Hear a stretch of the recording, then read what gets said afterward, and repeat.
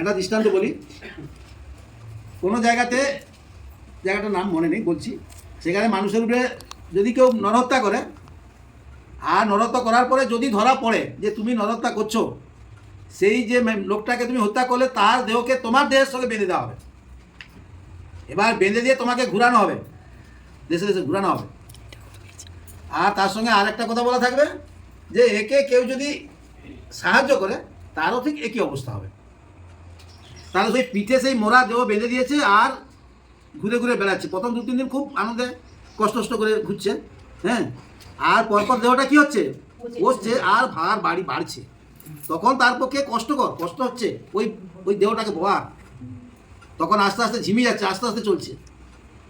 যেখানে যাও কেউ তাকে আর উদ্ধার করছে না। মন্দির, মসজিদ, গুণী, ওঝা, তান্ত্রিক, যেখানে যাও কেউ তোমাকে আর কেউ সাহায্য করছে না, কারো কাছে পরিত্রাণ পাচ্ছে না।